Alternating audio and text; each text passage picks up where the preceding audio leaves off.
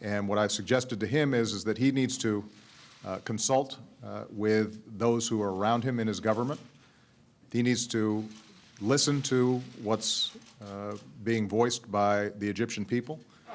The only movement on the American diplomatic front seems to be attempts to get other countries to follow the U.S. in calling for a transition to democracy, but not, at least openly, for Mubarak's ouster.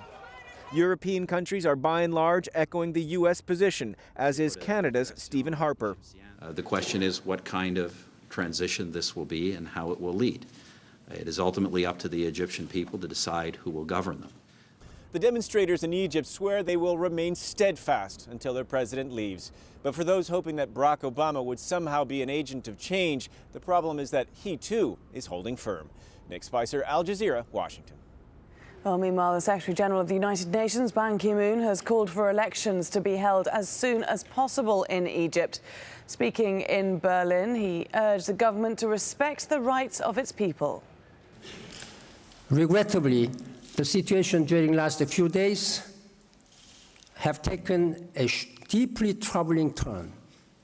The violence and intimidation should stop.